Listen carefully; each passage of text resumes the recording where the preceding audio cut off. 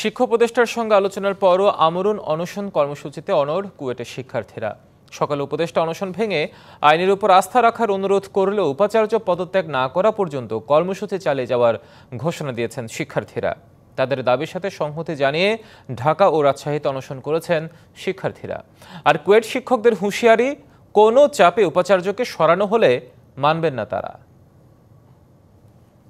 ক্যাম্পাসের নিরাপত্তা দিতে ব্যর্থ, এই অভিযোগ তুলে উপাচার্যের অপসারণের দাবিতে তৃতীয় দিনের মতো অনশন করছেন খুলনা প্রকৌশল এবং প্রযুক্তি বিশ্ববিদ্যালয়ের শিক্ষার্থীরা। গত সোমবার থেকে আমরণ অনশন কর্মসূচিতে বসেন ৩২ জন ছাত্র। তাদের মধ্যে ৬ জন অসুস্থ হয়ে পড়েন।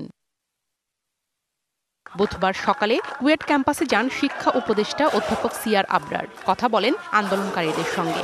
অনশন ভেঙে আইনের ওপর আস্থা রাখার অনুরোধ করেন তিনি। আমি তোমাদেরকে বলতে পারি, যে সিদ্ধান্ত হবে, যে রিকমেন্ডেশন হবে, সেটা আমরা বিবেচনা করে যে সিদ্ধান্ত আমরা নেব সেটা অতি দ্রুত সেই সিদ্ধান্ত আমরা বাস্তবায়ন করব। তদন্ত কমিটি দ্রুত প্রতিবেদন জমা দেবে, সেই অনুযায়ী জড়িতদের বিচারের আওতায় আনা হবে বলেও প্রতিশ্রুতি দেন।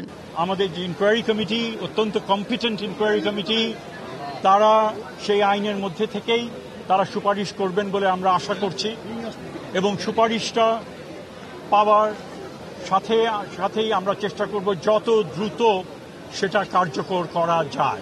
শাইনি চুলে এখন হবে সব হেয়ারস্টাইল। সিল্কোর দ্বিগুণ শাইনি চুল প্রতিদিন।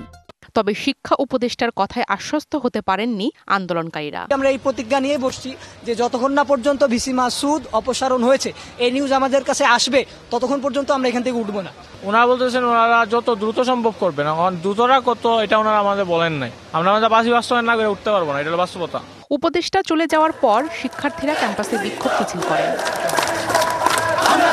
এদিকে কুয়েট শিক্ষার্থীদের সাথে সংহতি প্রকাশ করে ঢাকা বিশ্ববিদ্যালয়ের রাজু ভাস্কর্যের পাদদেশে আমরণ অনশনে বসেছেন বাংলাদেশ গণতান্ত্রিক ছাত্র সংসদের ঢাকা বিশ্ববিদ্যালয় শাখার নেতাকর্মীরা। একই দাবিতে আমরণ অনশনে বসেছেন রাজশাহী বিশ্ববিদ্যালয়ের ৫ শিক্ষার্থীও। সিলেটে কুয়েট উপাচার্যের পদত্যাগের দাবিতে প্রতীকী অনশন করেছেন শিক্ষার্থীরা। প্রিয়া কুন্ডু, ডিবিসি নিউজ ডেস্ক।